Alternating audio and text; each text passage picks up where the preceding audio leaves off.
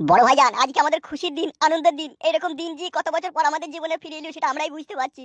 দিন কি এমনি এমনি ফিরে এলু রে বুকা চুদা? কত ধস্তা ধস্তি, কত হস্তা হস্তি, কত টানা ছিঁচড়া করে এই দিন লিয়ে আসতে হইলো বল। হ্যাঁ, তা তো বটেই বড় ভাই।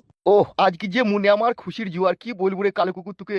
একবার হেসিলে দাঁড়াদি কথা বলছি, হ্যাঁ। হ্যাঁ হ্যাঁ, হাসেন হাসেন।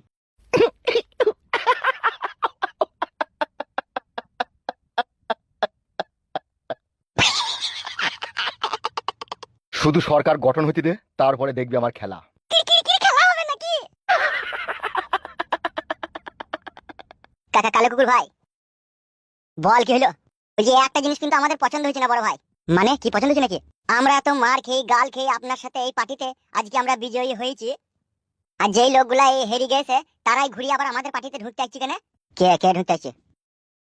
ওই তো ওই বাইচুদাটা। কে? ও তো আমাদের পার্টিতে কোনোদিনই ছিল না, আজকে কেন ও এলো হঠাৎ করে? তাই ধরে বলা কে ওটা? ওকেই জিজ্ঞেস করো কে। এই বাল কপালি ছোড়া এখানে আয় তো। আমাকে বলছো? হ্যাঁ বে হ্যাঁ, তোকে বলছি রাই।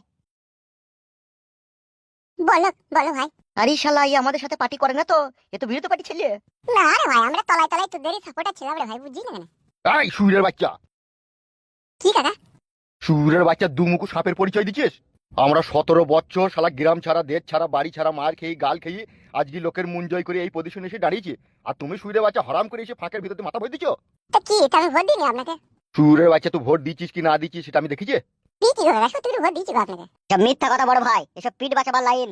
শালা বৈদ্যুকে কোনোদিনও আমাদের মিটিং মিছিলে কোনো জায়গায় তোকে আমরা দেখতে পাইনি। আর আজকে আমরা জিতেছি আর আজকে ওকে দেখতে পেয়েছি, তাহলে ও মিথ্যা কথা বলছি নাকি সত্যি কথা বলছি নাকি ও?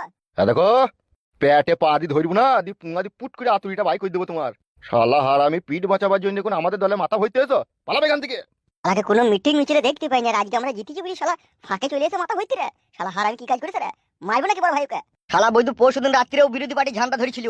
তাই নাকি? পরশুদিন রাতে বিরোধী পার্টি ঝান্ডা ধরেছিল, দেশ আবার আমাদের দলে চলে এসে। বড় ভাই পেটে দুবার টুক করে দেবো নাকি বার? রুজা কাজ করিস আমাদের বদনাম করে দেবে তোর, খেদারে ওকে এখান থেকে। বে পালাবে এখান থেকে। বে গাওয়াই না তুই বড়া, এটা গণতান্ত্রিক দেশ বড়া। যেই জিতুক না কেন সাধারণ জনগণের অধিকার আছে, সে সব পার্টিতে যেতে পারবে। তুই গাওয়াই না বড়া, তুই বেশি কথা বলি না। ওই এমএলএ সাহেব বুঝবে আর আমি বুঝবো। বে এটা তো আগে কেন আমাদের সাথে আসিস নিবে? কোন গণতান্ত্রিক দেশ মারাইতে এসেছিস? আগে কেন একবার দুবার করে আসলি নেবে? তাহলে তো বুঝতে পারতাম তো আমাদের দলেও আসিস। তুই তো জিতার পরে তুই এলি। এমএলএ সাহেব, আপনাকে একটা কথা বলবো? বল, কি বলবে? আমরা গরিব অসহায় নিরীহ মানুষ, আমাদের কেউ নাই মাথার উপরে। আপনি আমাদের দেশের সরকার, আপনি সবকিছু। তাই যেই দল ক্ষমতাতে থাকে তাই জনগণ সেই দিকেই যায়। তাই এতদিন যেই দিকে আমরা জিতেছিলাম সেই দিকে ছিলাম, আজকে ওই দিকে হেরে গেছে, আপনি জিতেছেন আপনার দিকে চলে যাচ্ছি। এতে আমাদের কোনো অন্যায় থাকতে পারে? কোনো অন্যায় নাই। আর আপনি তো একটা জিনিস আগে ভেবে দেখেন, ভোট তো আমিও দিয়েছি আপনাকে। আগে ওকে দিতাম, এইবার আপনাকে দিয়েছি। আর ভারতবর্ষের কোনো সংবিধানে তো লেখা নাই আগে যে অন্যজনকে ভোট দিয়েছে পরের বার তাকেই দিতে হবে, সে যাকে খুশি তাকে দিতে পারে।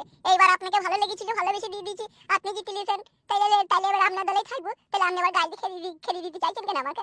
ভোট দিয়েছিস তো সেটাই জানতে চাইছি। দিয়েছি গো এমএলএ কাকা, ক্যাচাং করে টিপি দিয়েছি, আর টিট করে দেওয়া ছিল যে আমাকে বললে যে তোর ভোট হয়ে গেছে, বেরিয়ে পড়। সেই জন্যই তো আপনি খুব করে সিটে বসে বলতে পারলেন। So very nice.